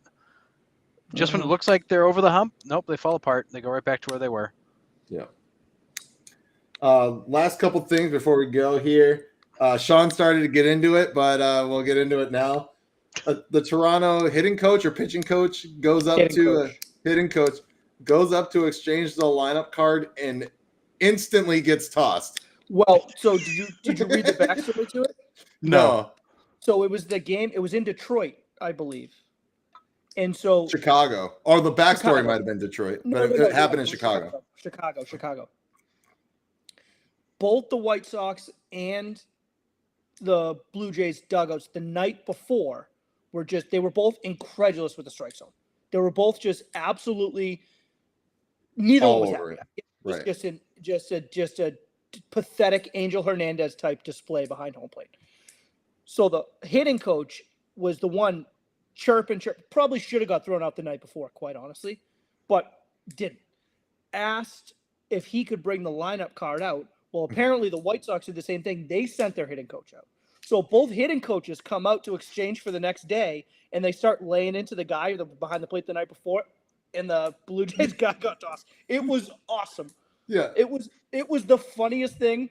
He wasn't even like 2 words into it either. He hands the card and just like He starts said to the point a magic finger, and he just goes, "See you." It was Go awesome. take a shower. Yeah, It was awesome. Amazing, absolutely amazing. Oh my god. Yeah, I can't remember ever seeing such a quick ejection. Oh, it was awesome. It was amazing. Like I said, he probably should have got run the night before. Yeah. And so I think as soon as the umpires saw him bringing it out, I think they were like, "We're not even going to get into it. Boom, you're out." But it was awesome. Yeah. Well, it's funny. I thought the same thing with Randy saying, was this Angel Hernandez? I mean, that's the kind of guy who runs people that fast. God. Or tries to defend his horrible umpiring. Yeah, he's being discriminated against because he's such a good ump. The league just paints him in a negative.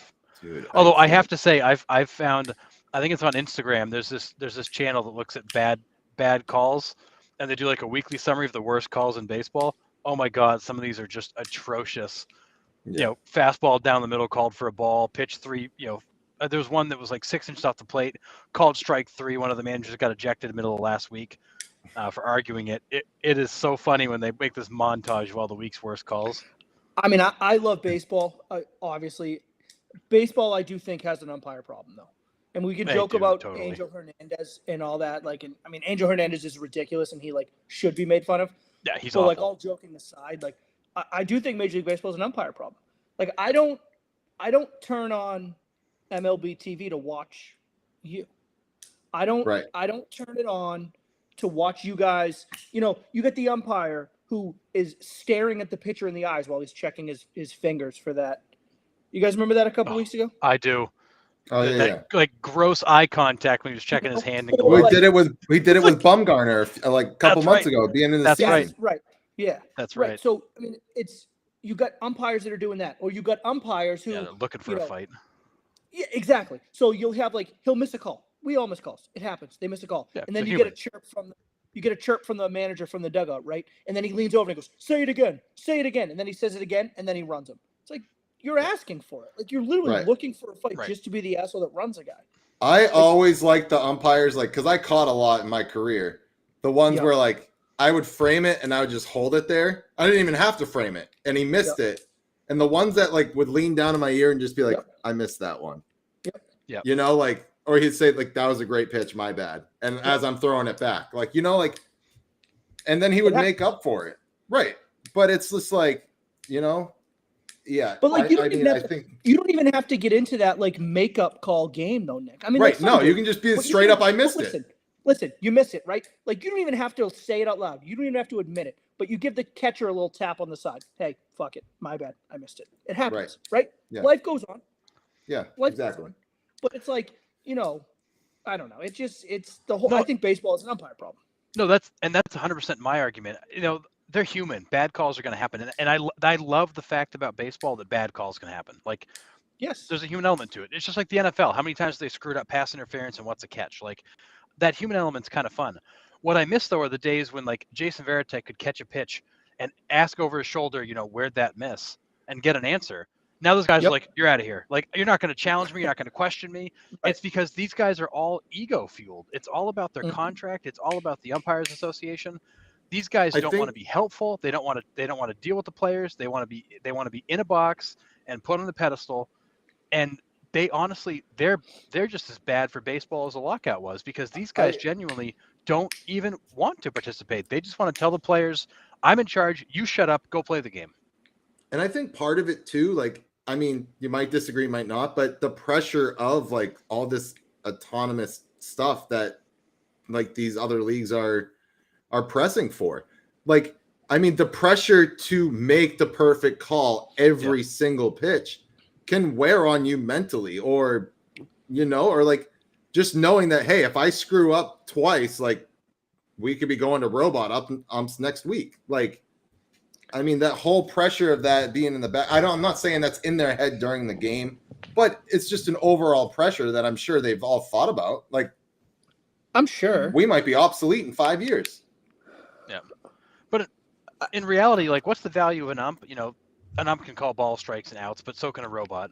The value of the ump is you've got the human element, you've got them out there, you've got players asking them questions, you've got them interpreting rules. Like that's the kind of stuff that they're really there for.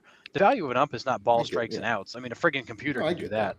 Right. It's having those guys on the field that are interpreting, that are explaining, that are making sure everything's kind of the way it's supposed to be.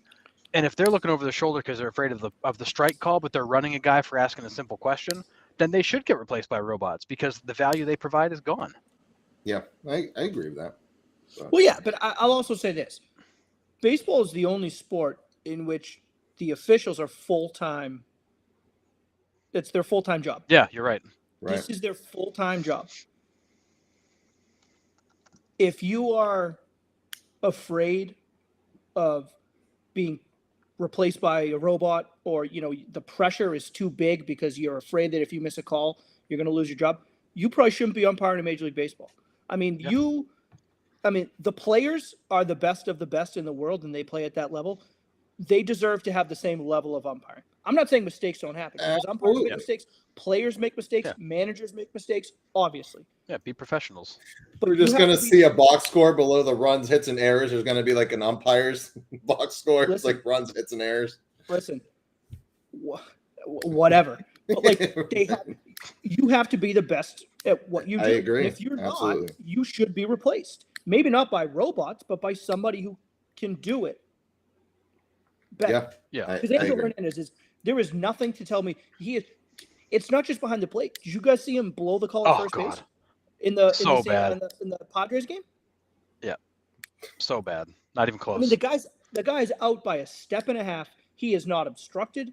It wasn't a bad throw. I mean, it was a short hop throw, but he was not obstructed in any way, and he was standing there behind the base, looking right at it. A short hop pick by the first baseman. He's out by a step and a half, bangs him safe. It's like, what are you kidding me? It's outrageous. And clean. Like it was a clean pick. Like there was not a question. It makes no sense whatsoever that dude is still wearing a uniform as a major league umpire. And it's outrageous. And again, it's another union that the friggin' league is scared to death of. So rather than telling the guy, hey, look, your grade is so crappy, you got to go, they just keep rolling them out there. So now the players are almost laughing at the league, like, you keep giving us this guy? Right. Well, that's another thing, too, that I think the league has a problem. But I read somewhere that it has to do, like, with something about, like, the union and how long he's been. Like, it's almost like, how, like, professors have, like, tenure and shit at, like, universities? Oh, yeah. Like, I read somewhere, I'll have to find the article again. I read somewhere that there was something like that with Angel Hernandez. Like essentially Major League Baseball can't get rid of him. Like they can't. They can't just ditch him. Yeah, they can't just be like, oh, like you're not good, so like we're getting rid of you because he's been around for so long.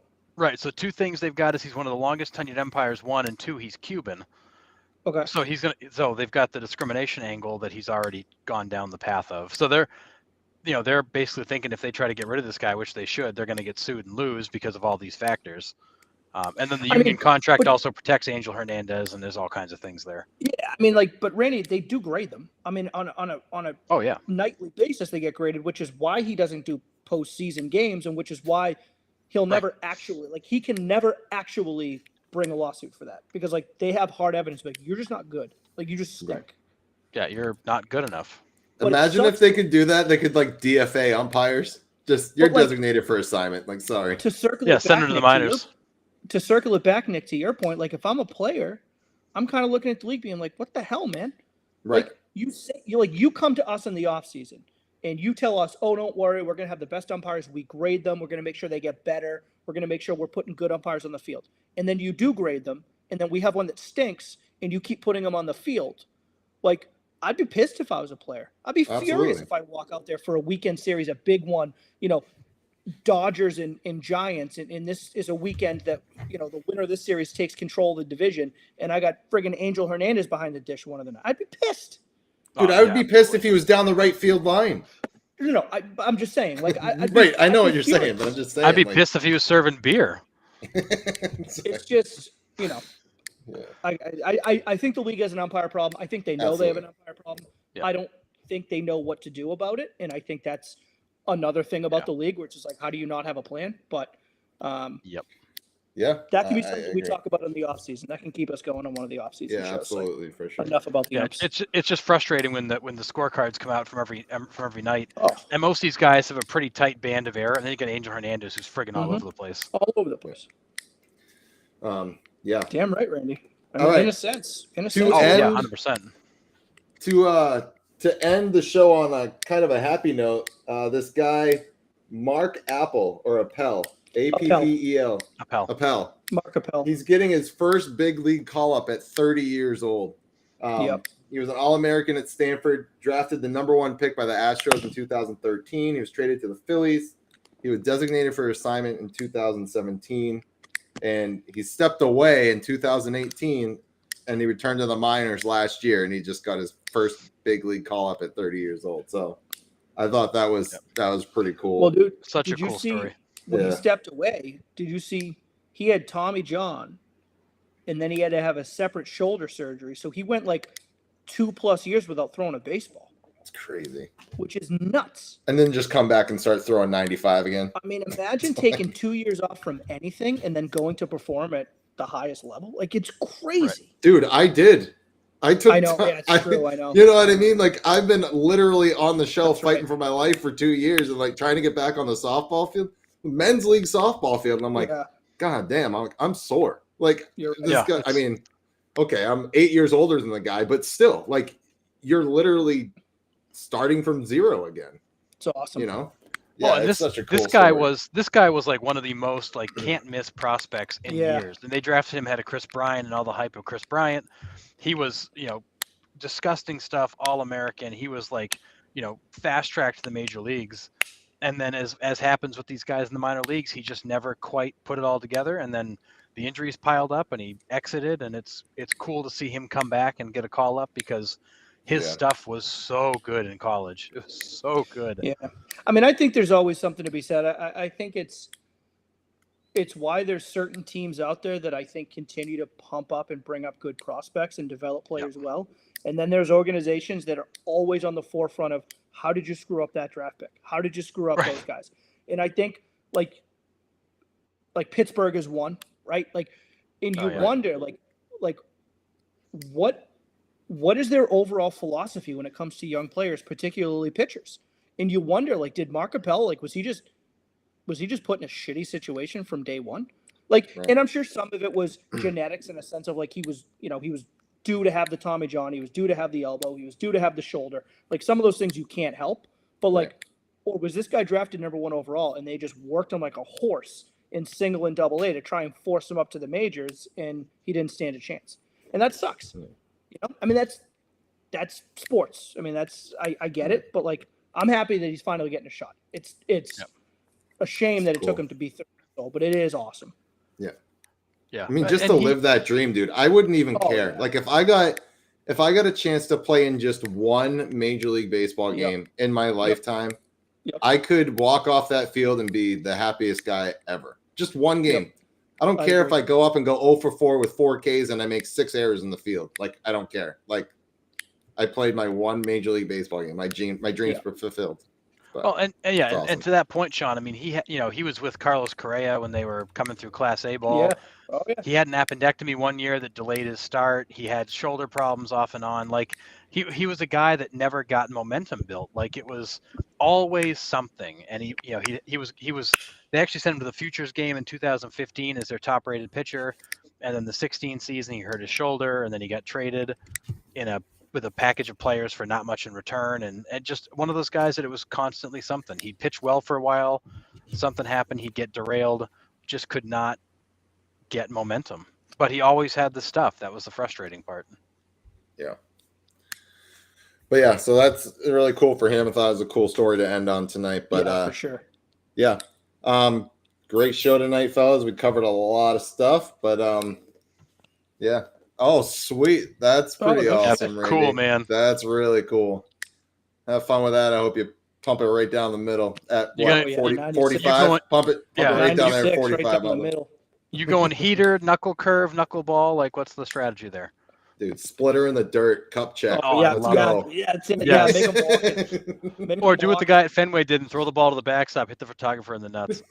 Yeah, put your Or nuts what in was that? front. AJ Burnett that took out the truck window at the Marlins Park. That's a classic. That was awesome, That was an too. all-time classic. Oh man, but yeah, Randy, that's awesome. Have fun with that. But all right, great show. We'll see you next week at 8. Remember, just like, subscribe, share our podcast. Please put it out there. The more people that come in and comment, like, it's more fun for us. Like, I mean, I love these two to death, but the more people that talk is the less time I have to talk to them. So, like, ditto. But yeah, right. So just like, subscribe, and share, and we'll see you guys next week at 8. See ya.